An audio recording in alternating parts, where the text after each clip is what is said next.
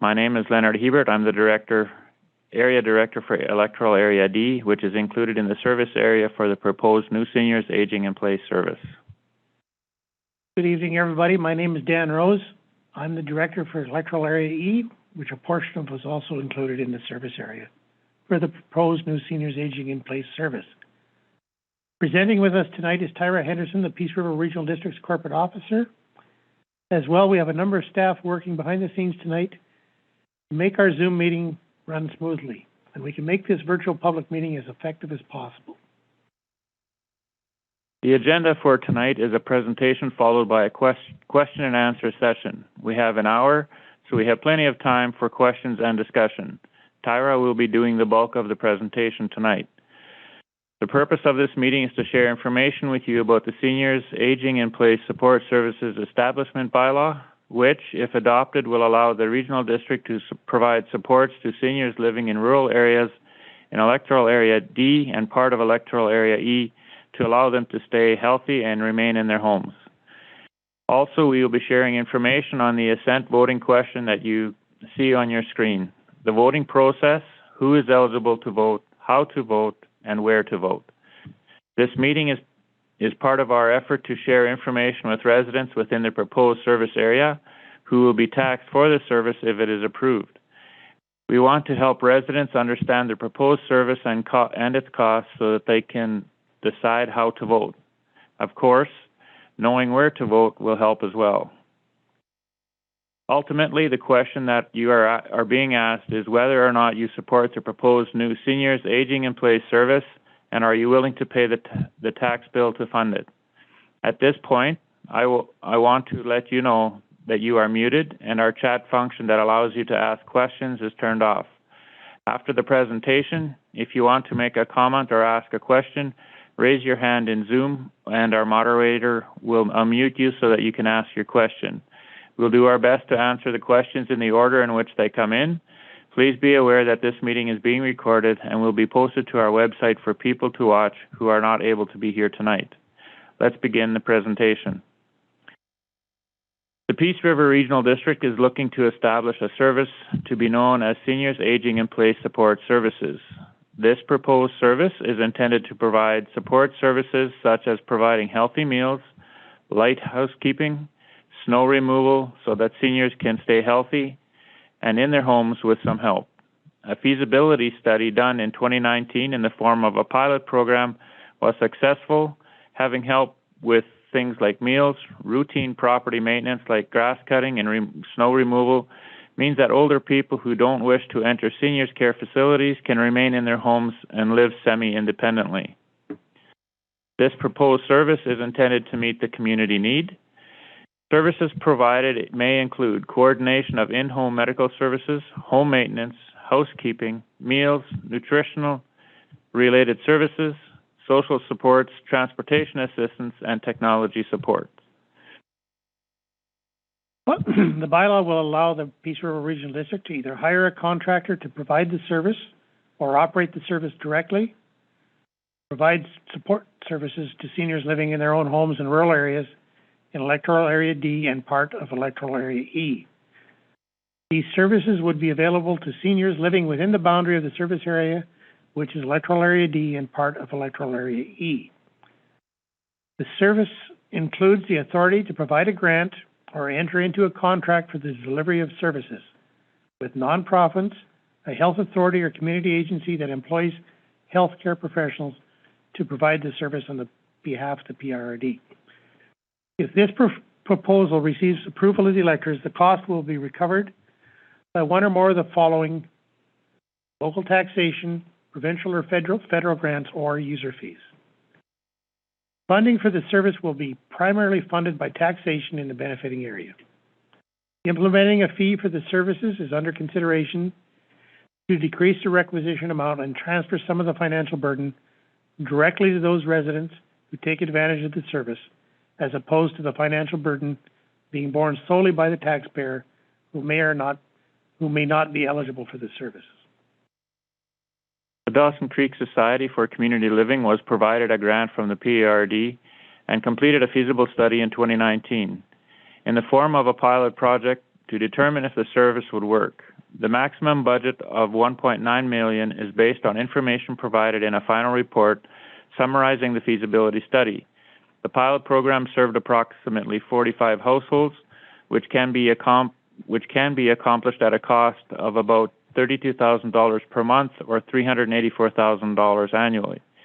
The maximum budget amount of $1.9 million in the bylaw is meant to allow for expanded number of services and serving more customers beyond 45 households that were identified during the pilot program. If approved by the electors, a budget for the service would be approved and the taxes would be charged starting in 2022. If approved, these services would result in a tax increase for property owners within the proposed service areas, Electoral Area D and part of Electoral Area E. The tax rate for residential properties in the first year is estimated at 28 cents per thousand.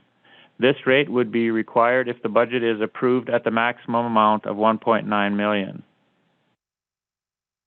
Residential tax bills are estimated as follows, assuming the $1.9 million max budget is approved for 2022. If the house value is estimated at $150,000, the estimated cost per year is $42.45.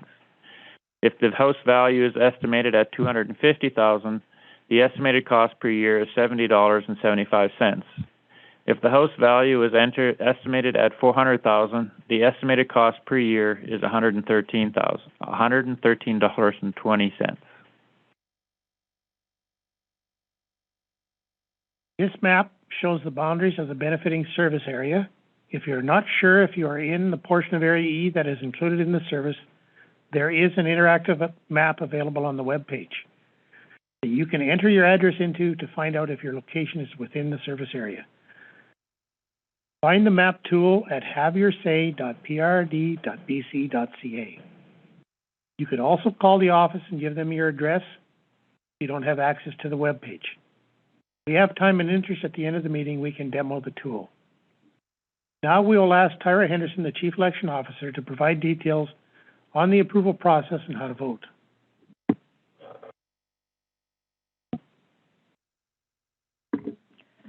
Thank you, Director Rose and Director Hebert. So I'm here to give you guys information tonight about the assent voting process. Referendum is commonly also used to describe this, and it's a way of getting the assent of the electors so we know if they want us to go ahead with the service or not. It's conducted similarly to local government elections, and lots of the rules are the same. So in the assent voting process, we have to have a question that can be answered yes or no. You can see the question that will appear on the ballot on the screen if you're following along.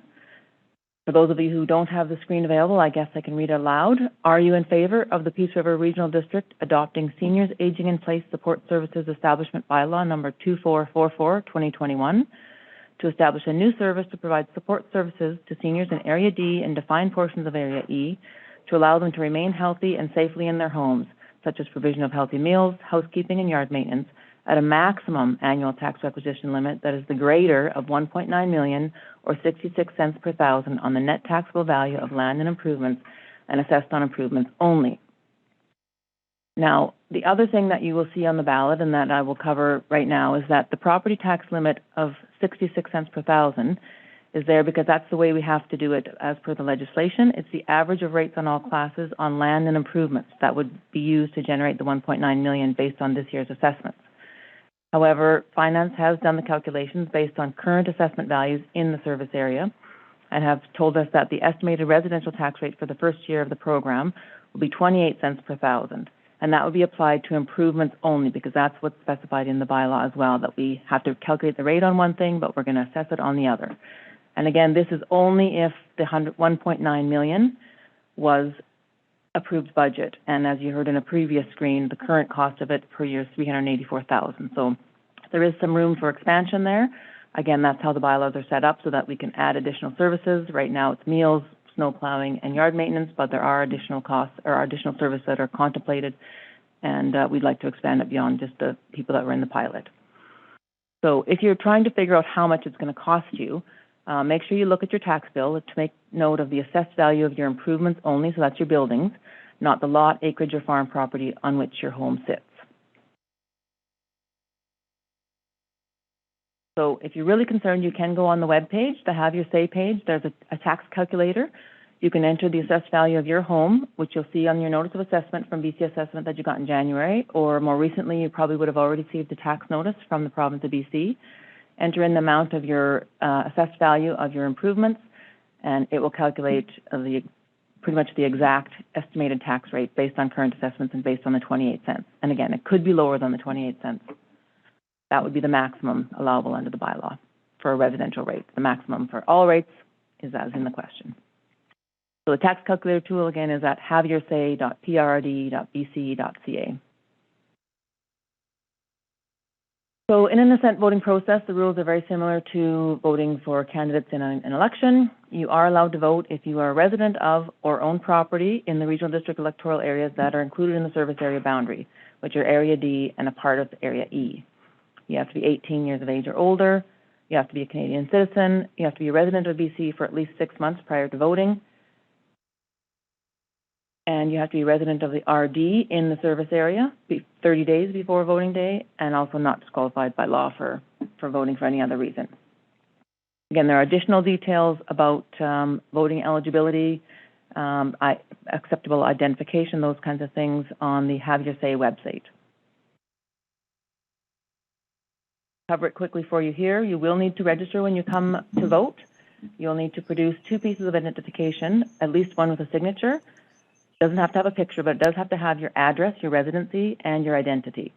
If you're a non-resident voter, meaning you own property in the service area boundary but live somewhere else, you have to produce your ID and also provide proof of ownership, like a title certificate or something like that. And if there's more than one property owner that on the title, you'll need their permission to vote, because there's only 1 vote per property when you're a non-resident elector. So you might want to contact me in advance of voting day to make sure that you have all the required paperwork and information so that you don't have to go running away from the voting place to get someone to sign off on giving you the ability to vote. Because if you've shown up to vote, we want to let you vote, but we have to follow the rules. You can reach me at my email at the office, tyra.henderson@prrd.bc.ca, or just phone me, 250-784-3200. We also have mail ballot voting available for this referendum or assent voting process. And something that's new for this year or for this process is that the province has given us permission that anyone who is eligible to vote can vote by mail ballot in this process. You have to request a mail ballot package, so there's a bit of paperwork to do. Call us, come to the office, email us, download the form off of the website, an application form for a mail ballot package, because there's certain information that we need to have. That's why we need you to do an application form. The sooner you ask for the application form, the sooner we can get it back out to you. Because as you know, if you drop it off to us, then we mail it out to you, and then you have to mail it back to us. It can take a while via regular mail. So the sooner you do it, the better it is. We can get it to you. Mail ballot packages can be picked up in person if you phone and request one, and you don't want us to mail it to you. You want to come get it from the Dawson Creek office. So when you're requesting your package, just let us know that you want to pick it up in person rather than have us mail it. And you can do that instead here at the Dawson Creek office, 1981 Alaska Avenue. And please also let us know if you'll be having someone else pick it up on your behalf, because we will need their name in order to release your ballot to someone else. Once you get your mail ballot, there will be some instructions on it, and we want you to get it back to us. So the rules are that it's up to you to get your mail ballot back to myself as the Chief Election Officer. You could do that by sending it in the mail to Box 810, Dawson Creek, BC, V1G4H8, as long as it gets here before 4:30 on July 16th. You could drop it off in person at the Dawson Creek office only during regular office hours, 8:30 to 4:30, until 4:30 p.m. on July 16th. If you miss that deadline, you could drop it off the next day at July 17th at the Ovintiv or Encana Event Center, where we're having the polling station between 8 a.m. and 8 p.m. So I need to have it by 8 p.m. Saturday night, the 17th. So please do whatever you have to do to get it back to me. If you've gone to the effort of requesting it and filling it out, I want to make sure that it gets counted. So I'm looking forward to receiving those mail ballot packages before 8 p.m. on July 17th. Unfortunately, the rules require that any packages that are received late, I can't open them or count them. So if you're not going to vote by mail, you can vote in person. Advanced voting dates and times are on your screen at the Ovintiv Event Center, formerly known as the Encana Event Center in Dawson Creek. 8 o'clock in the morning to 8 o'clock in the evening on both of these days, Wednesday, July 7th and Wednesday, July 14th. You miss those opportunities, your last chance to vote, and we really do want you to come out and vote, is on general voting day, Saturday, July 17th, from, again, 8 a.m. to 8 p.m. We have a few different voting places available for this voting opportunity. At the Ovintiv Center, at the McLeod Lake Elementary School, at the Tate Creek Community Center, the Kelly Lake Community Center, Doe River Recreation Commission Community Hall, the Taylor Community Hall, and the Chetwynd Recreation Center. So pick the one that's the most convenient for you and come on out and vote. That's all for me about voting information. I'll turn it back over now to Director Rose and Director Hebert to start taking your questions and tell you how you can ask one. Thank you. Thanks, Tara. Now we will take questions from our virtual audience. To review how to ask questions in this Zoom meeting works. At this point, you are muted. If you called into the meeting, press *9 to unmute yourself, state your name, and ask your question clearly. If you logged in via Zoom, use the raise hand feature. Try to avoid speaking over others and be courteous to others. Depending on how many we get, we'll do our best to answer them all in the order in which they come in. Thank you, everyone. We're now ready to take your questions. I'll just repeat that if you're called in, just press *9 to unmute your phone so that you can speak. And if you're logged in through Zoom, just use the raise hand feature, and the moderator will let you know when it's your turn to speak. Hello? Hello? Can you hear me? Oh, yes. I can. Okay. It's Linda Ash. I'm thinking that this service that you're talking about is almost a duplicate to the Better at Home program. Can you tell me what the difference is? I don't think you're talking to someone in the meeting. You seem to be talking to me. We can hear her, Director Gooding. Oh, okay. Okay. I couldn't find the raise your hand thing, but anyway, now that you can hear me, that's my question. I want to know if this isn't a duplicate to the Better at Home program, and if it isn't, what are the differences? That's a good question, and I'm not really that familiar with the Better at Home program, although I believe it's run, it's a volunteer-based program. This will be contractually based and supported by tax dollars, so the level of service will be, I think, a higher level than what Better at Home can offer. Well, I know that they already offer meals at a very reasonable rate.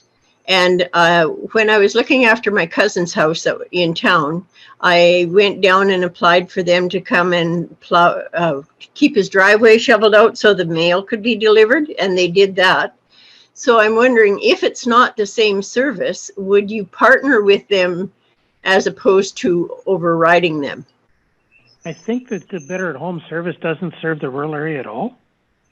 And this is based on this is a rural service for rural seniors living in the rural area. And I don't know that for sure. I tried to find out for sure before the meeting tonight whether they had, and I couldn't get a hold of Margaret Sutton, who was in charge of getting that program going. But I just thought, since we already got part of the service in the area, it doesn't seem reasonable to override them and put a service in the area at the taxpayers' expense. We're not planning on overriding anybody. What we piloted and what we're offering was a service that was required in the rural areas only, and certainly the folks that participated in it were quite happy and are very, very enthusiastic about the service going forward, and it is filling a gap, I believe, that isn't offered in the rural areas. Okay, as long as it's not a duplicate and that they're not going to be, because I know that they offer meals, and it said something about you would use contractor kitchens already in the area for meal preparation, and I know that they already do that. I want to know what part of Area E. I live in Eris, so is that included in the part of Area E that you've got So, Linda, I know where you live, and you're in Area D. Am I in? Oh, okay. So the Area E doesn't start till you cross the Kiskatna, Okay. and it would Okay. cover the area between the Kiskatna River and the Pine River. That would be the portion of Area E that's covered. Okay. Yeah. I didn't know I was in D. Okay, thank you. You're welcome. So we were lucky enough to have this brought forward to us by a community member from Area E that is very involved with the Dawson Creek Society for Community Living. And Dawson Creek Society for Community Living has been quite active in helping us run the program and understand some of the hurdles that we'd have to overcome and so on. And I don't know if Sam Barber wants to say anything about this or not, as far as what their involvement was or how they see this, what it might evolve into. I know that we've talked many times about different things we can do with the features as they or with the services that comes up. We have opportunities for wellness checks as technology increases and broadband access increases. The ability for folks to have monitoring in their homes that will help with there's all kinds of different devices out there that can help folks that maybe can be a little bit physically challenged or whatever. So I think probably the reason why the bylaw ask is as high as it is to allow for that, and also to allow for an anticipated need that may come.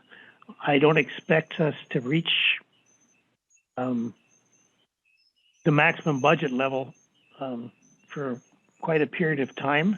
I expect we'll be operating around that 50% mark for a while. We expect, as word of mouth, or if the service is successful, we expect that probably the demand will increase somewhat. We've ran the program again in 2020 and 2021, basically 2021, from January until the end of July. I think we're serving about 77 people in about 45 to 50 households with varying services, from meals to snow removal to some domestic housekeeping. And we're looking into handyman, yard maintenance, those kinds of things as well. And it varies from place to place on what folks figure they need to help them. And so we're just trying to fill that gap in the rural area. We know that spaces are at a premium in town for assisted living, and most folks want to stay home if they can. That's a fact. That's a fact. Hello, I have a question for you. You mentioned that some of this will be funded with user fees. Now, if we are paying taxes on this service, does that mean that we will also have to pay user fees? Mm-hmm. Second pilot we ran this winter had a user fee of $2.50 per meal for the meals. Our costs are considerably higher than that. I guess, you know what, that'll be up to the board that is created to run the service as far as how the funding is done. I think that probably there will be a small user fee attached to most of it, though. We didn't have any complaints on that this time around. That was the difference mainly between the program we ran this year and last year, was the addition of a small user fee. It only covers about 10% of our costs at this time. So it may be a way, if the demand is high enough, to stretch the dollars further as well. So we plan on creating, if this referendum is successful, a board of residents and regional district folks from the areas that will run and set a budget for it based on demand. So what you're saying is there was a user fee on the meals. So does that mean that there will be a user fee on every type of service that a person gets? Like, for instance, snow removal or housekeeping? Snow removal. There's a I can't say no because we haven't gone that far yet. We have written into the bylaw the ability to raise funds via user fees, as well as through grants and taxation. And those are the three vehicles that will be used. I don't expect the user fees to ever be prohibitive to the recipients. All right. Thank you. Thanks for your question. We had hoped to be able to actually do some community interaction this last year while the pilot was running, just so we could meet face-to-face and folks would have more opportunity to ask questions. Unfortunately, that hasn't worked out. However, we still feel like we do know enough about what we learned that this is something that is needed, and it is definitely, I think, supported by the folks that have been part of the pilot programs. So I hope that any questions at all that you guys have out there, if anybody's having trouble getting through or whatever, just speak up. Hello? Hello. Well, it did work. It's Sam Barber. I've had a bit of an issue trying to get on the Zoom part. But anyways, it appears that I'm into the meeting. Can you hear me? I can hear you. Well, good evening. I've been kind of listening since the beginning of it, and maybe some clarification might be in order.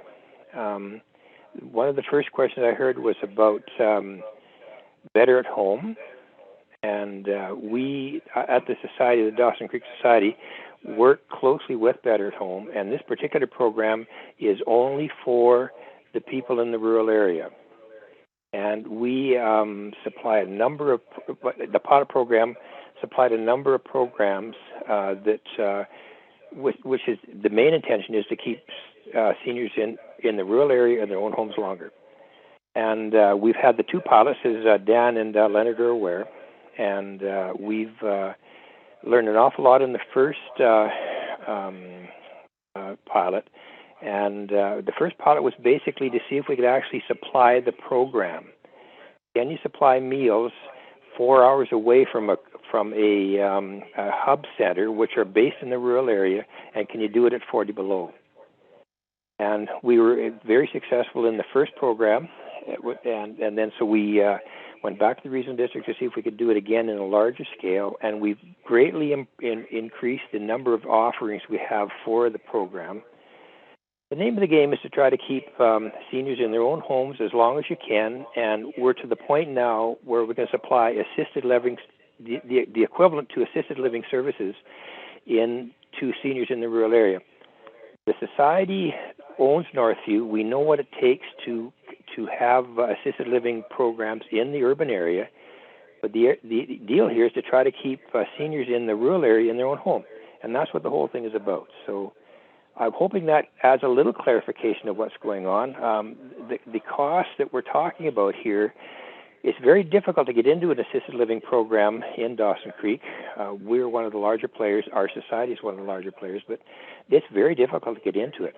And the cost to get into it is significant. And so this is another alternate to try to see if we can't come up with a different model of keeping the rural people of senior age in their own homes longer. So I guess that's probably all I have to say on this issue at the moment. Thanks, Sam, for the clarification on Better at Homes. You're certainly more familiar with what they offer than I am.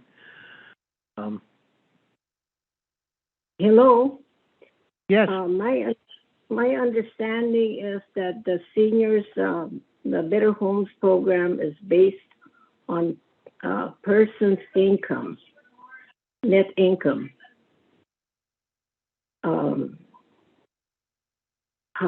Yeah. I guess that's all I have to say. I don't know, but this is the issue with Better Homes or better. Yeah. I can maybe add some clarification to that.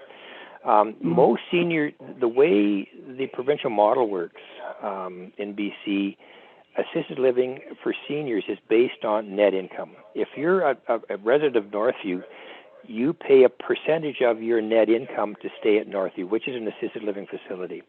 Better Homes does the same thing.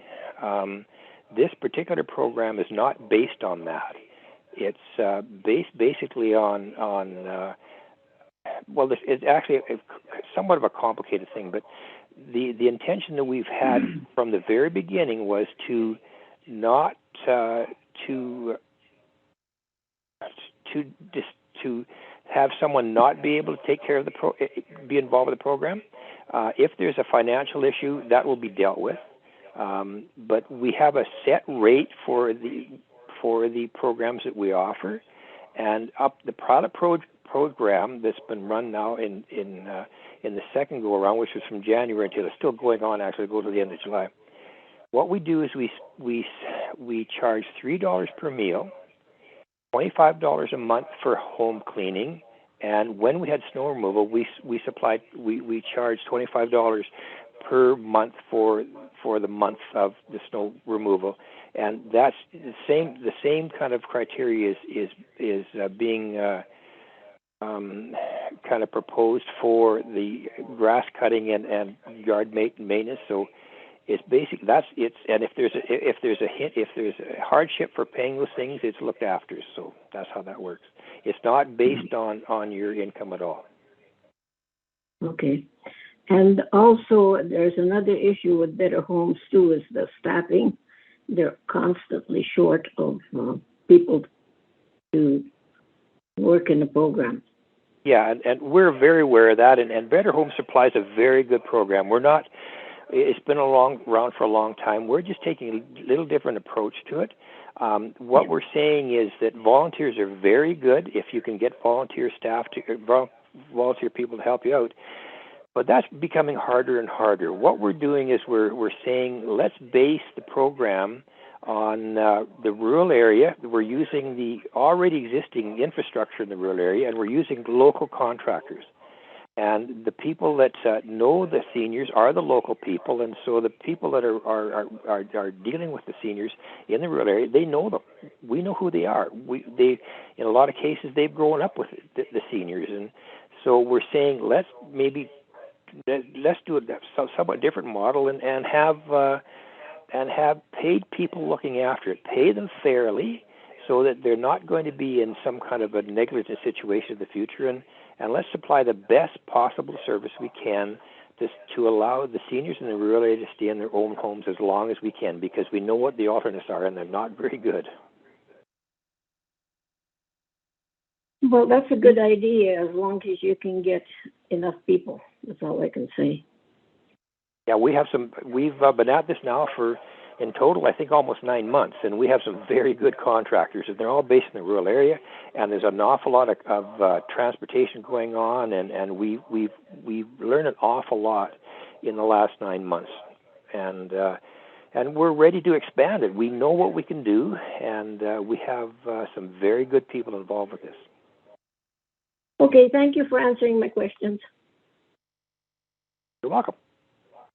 You're welcome, and let me just add a little bit to that. Yeah, these are paid contractors, paid a fair wage that they can run a business off of. They are all licensed. They all go through a screening program like any other employees would for a facility, as far as criminal record checks and those kinds of things. They all have workman's compensation. So you're not relying on a volunteer base at all. This is strictly a business model. And as such, I think it allows them to hire folks for on a permanent basis to do these jobs, where when you're dealing with people doing it in their spare time or as volunteers, sometimes life gets in the way of that. So how can a business survive if it's not for profit? If they're business people, they need to make a profit, right? Absolutely, and when they submit a business plan to us, I'm sure they build their profit into it. They're not doing this as a not-for-profit. The Rural Seniors Initiative will be run as a not-for-profit. It's not there to make money because we're based off of taxpayers' funding.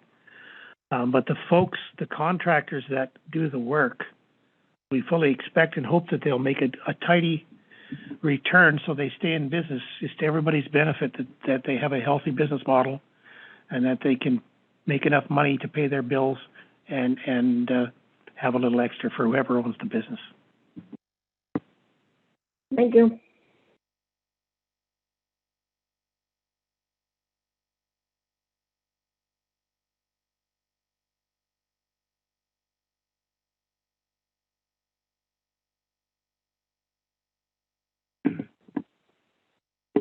Sorry about that.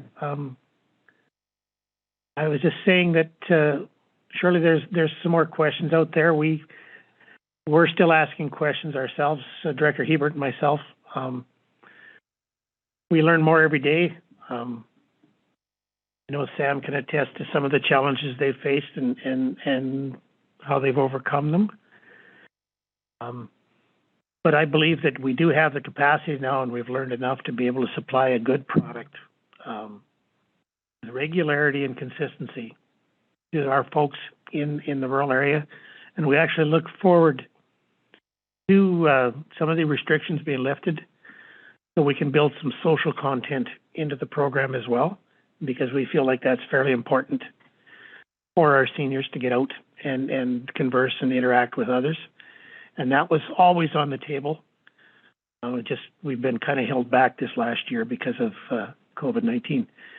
But that's certainly in the cards as far as some way of delivering the service in a community, whether it's once a week, folks getting together to pick up meals and having a meal at the same time and maybe playing some cards or interacting. This is all in the thought process of how we're going to deliver this. I'm hoping that there's going to be a few more questions. We've had some. I've had some inquiries about what the outlook's going to look like going forward once it's established. And like Director Rose had mentioned before, there will be a committee or a board established to run this program should it be approved by the electorate. And budgets will be set through that board and money spent accordingly. And so I know that was a big question on different phone calls I got during the course of this week. All those things, one big thing that came out is they want to make sure that it definitely hits the people that need it. And I believe Sam can attest to that was our target when we did these pilot projects, is that the people in need are the ones that are going to get this service. And I believe we've been successful in that, and we have enough data for us to move forward. And if you guys have any more questions, that would be now the time to get them answered. If not, I would like to thank everybody for joining tonight. And it was a bit of a later meeting than we normally have, and I appreciate you, each and every one of you, giving the time to come to this meeting and ask the questions that were asked. We also will have the Have Your Say web page where you can get the recording from today will be on. If you forgot something or if you've figured that something came up, that might be a place to watch the whole evening again and just to make sure you got it straight. And if not, you can always contact, I believe I'm going to say Tyra here at the Regional District, to get any further clarification. And hearing no more questions, I'd like to thank everyone for your participation. We've given you some good information and answered your questions, and we hope you cast your vote one way or the other for this service. And all of the information we covered will also be on Have Your Say PRD at prd.bc.ca. And everyone have a good night. Dan, you want to have a close? Anything? Yeah, thanks. Thank you very much for participating, those that did. And anybody that wants to reach out to myself or to Director Hebert, our contact information is available at the Regional District at the website. And certainly any questions on that, we'll be happy to try and answer for you. So please show up and vote one way or the other. It's important that if you're in favor or not in favor, that you show up and vote. And hearing no further questions, good night, everybody. Good night.